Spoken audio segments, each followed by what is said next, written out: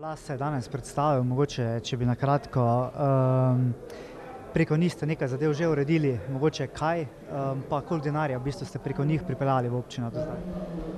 V bistvu je to sodelovanje z Razvojno agencijo Kozjansko, oziroma v okviru Lasa, že nekaj let poteka to sodelovanje 7 občin in preko tega je bilo v našo občino, jaz zdaj v tem trenutku nimam podatka, koliko je bilo v vseh teh letih pripeljano, ampak samo v zadnjem obdobju gre za dobrih 100.000 evrov pripeljanega denarja. Še večja vrednost pa je na tem, da imamo drugi del, ki pa ni merljiv v smislu ocenjevanja finančne vrednosti posameznih projektov. Gre za različna izobraževanja, za različne delavnice, kjer se pravzaprav ljudem, predvsem s podeželja, nakazujejo možnosti za njihovo dodatno dejavnost in s tem za nudenje dodatnih možnosti za zaslužek, kar je na koncu koncev zelo pomemben prispevek k ohranjanju poseljenosti in pa tudi k samemu razvoju podeželja. Če samo omenim, mi imamo v letošnjem oziroma v naslednjem letu v sklopu tega Lasa prijavljena 2 nekoliko večja projekta občinska, seveda je teh še nekaj drobnejših, je še nekaj, ampak gre za to, da bomo preko tega razpisa speljali pripravo propagandnega materiala za predstavitev naše občine in pa tisto prepotrebno obnovo vlaka, ki je v načrtu v naslednjem letu, naslednji pomladi, da je tudi fizično izvedemo. Kaj bi se naredilo na vlaku recimo? Na vlaku je po projektu predvideno, da se nad lokomotivo postavi nadstrešnica v podobni obliki, kot je nekoč bila, da so na remizi zakurili ogenj v lokomotivo, da je se para dvignila in da je potem lahko odpeljal. In v končni fazi je takšna nadstrešnica nujna, zaradi tega, ker zaradi vpliva meteorne vode prihaja do rjavenja posameznih delov in s tem tudi propada lokomotive. Seveda je pa potem tudi predvideno temeljito čiščenje, peskanje in pa na novo prebarvati celotno kompozicijo. Mogoče se en kak konkreten primer, kaj se je z Lasom že uredilo?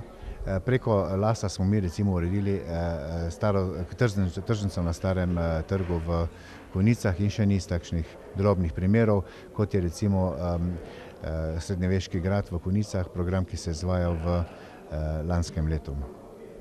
Kulturniki še na nek način naprej razmišljajo dokaj na glas o prizidku kulturnega doma v Slovenskih Konjicah. Kdaj bo ta možnost v bistvu, da do tega končno pridejo? Vsekakor je pohvale vredno, da ljudje razmišljajo za bodočnost, da so optimistični, vendar jaz sem glede na trenutne razmere in pa predvsem na predvidene varčevalne ukrepe vlade nekoliko skeptičen, tako da je težko opredeliti časovni razpored, kdaj bi lahko do realizacije takšnega projekta prišlo. Vsekakor v letu ali 2 še ne. Sprejeli ste tudi nov pravilnik za sprejem otrok v vrtec.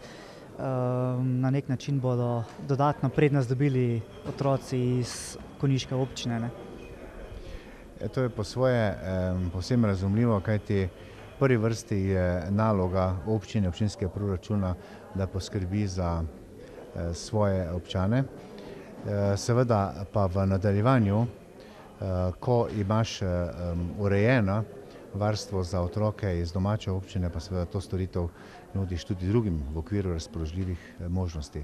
Vsekakor pa so cene programov v vrtcu, predvsem pa prispevki proračuna tolikšni, da je potrebno najprej v danih razmerah najprej poskrbeti za svoje. S tem, ko ste to spremenili, v bistvu bo prispevek občine na koncu še večji, ne, konjiške. Ja, ampak ne gre samo za cene programov, gre tudi za investicije, ki jih mora proračun te občine speljati. Na drugi strani ni podpore v državnem proračunu in seveda breme investicije pa v celoti pade na proračun konkretne občine. Glede na to, da se obeta ta sprememba, da bi za drugega in vsakega naslednjega otroka bilo treba ponovno plačevati vrtec. Se bojite mogoče, da bi se vpis pretirano zmanjšal, da bi oddelki ostali prazni? Pravzaprav je oblikovanje oddelka vezano na število zaposlenih v vrtcu in jaz se bojim, da bo dejansko prišlo do določenega upada in da bo imeli težave z obstoječim kadrom.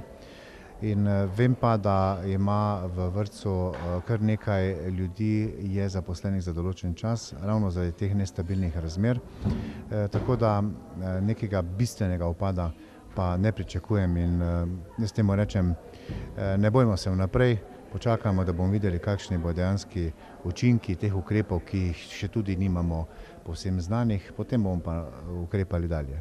Vsekakor pa potreb po nekih bistvenih širitvah prostorskih kapacitet ne vidim, kajti, kolikor je meni znano, je predvideno tudi prilagajanje standardov, tako da tista površina, zloglasne 3 kvadratne metre na enega otroka, da bo zagotovo spremenjeno in potem bomo mi tudi zadoščali veljavnim standardom. Kaj se to pomeni za ta projekt prenove Prevrata pa vzdrževanja v bistvu vrtca? V bistvu ta projekt ni toliko odvisen od tega standarda, ampak gre za to, da je potrebno vse stavbe obnoviti. Seveda pa ni potrebno na vrat na nos hiteti z nekimi pridobivanjem večjih prostorskih kapacitet, ampak gre predvsem za to, da zagotovimo višji standard v obstoječih prostorih.